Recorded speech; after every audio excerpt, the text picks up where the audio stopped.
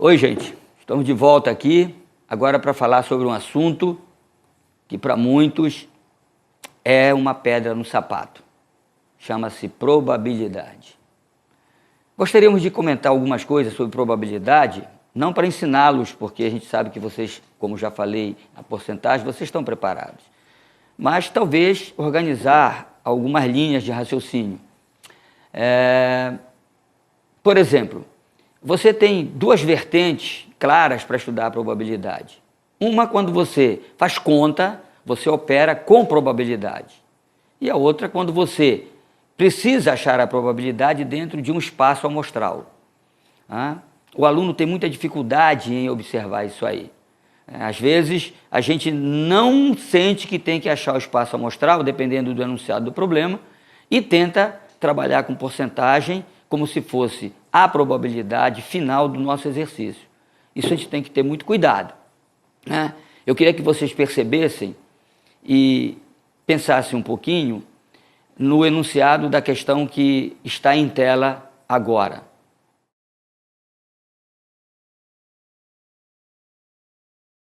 Repara só, é uma pergunta que diz assim: o que é mais provável?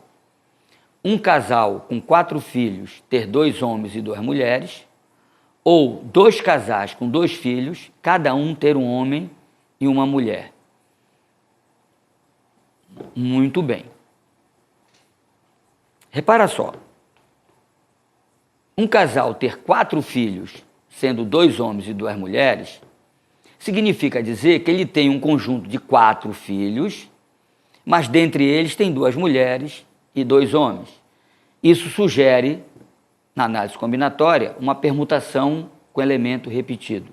Ou seja, uma permutação que vai te dar todas as possibilidades, todas as ordens de você ter 2 homens e 2 mulheres, num total de 4 filhos. Bem, se são todas essas possibilidades, a pergunta é: sobre que espaço de possibilidades eu vou poder trabalhar? Repara que 4 filhos, cada um dos filhos tem 2 possibilidades de nascer, homem ou mulher.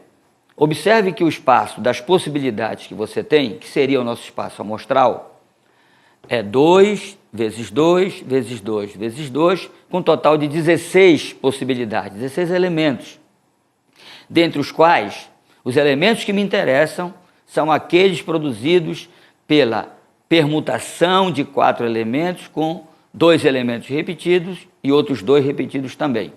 Observe então a resolução dessa questão, onde você tem 6 sobre 16, que é a permutação, são os casos favoráveis sobre os casos possíveis de acontecer. Então, no caso do casal com 4 filhos, ter 2 homens e 2 mulheres, a probabilidade disso acontecer é 3/8. Observe agora a segunda possibilidade, a segunda colocação: 2 casais com 2 filhos, cada um ter um homem e uma mulher.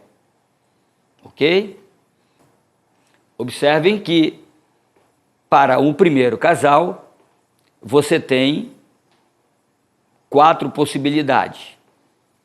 Você pode ter homem-mulher, mulher-homem, homem-homem, mulher-mulher. Mas você quer só 2 possibilidades desses 4.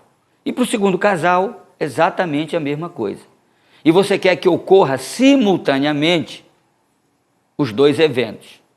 Então você teria 2 sobre 4, 2 sobre 4, multiplica eventos independentes, dá 1/4. Vamos colocar isso sobre 8 para poder comparar, é mais fácil. 2/8.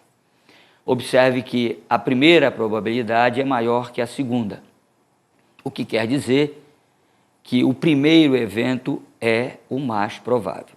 Mas eu queria falar com vocês algo mais interessante do que esses problemas. A grande dúvida que acontece na cabeça de cada um de vocês deve ser: soma ou multiplica?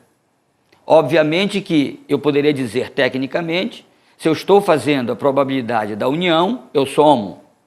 Se eu estou fazendo a probabilidade da interseção, eu multiplico. Eventos independentes, talvez, Mas eu queria dizer algo para vocês do ponto de vista mais leigo, não esquecendo que nós estamos numa conversa sobre matemática. Repara, a probabilidade, ela é um número que vai de 0 a 1.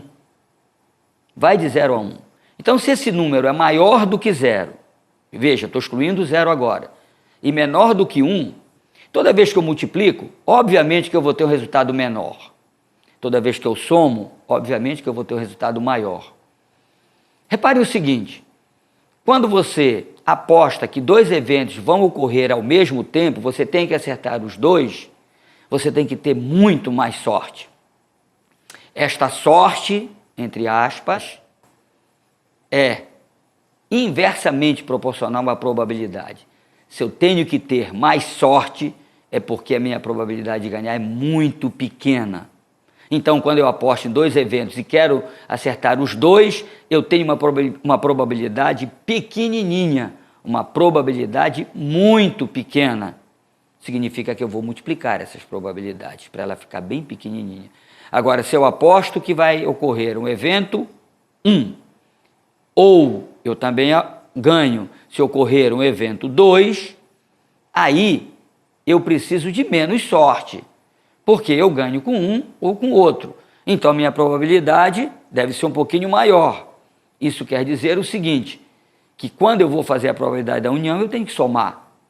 Ok? Então, quando você estiver em dúvida, pensa desse jeito. Eu preciso de muita sorte, então vou multiplicar as probabilidades. Eu não preciso de muita sorte, a minha probabilidade é grande.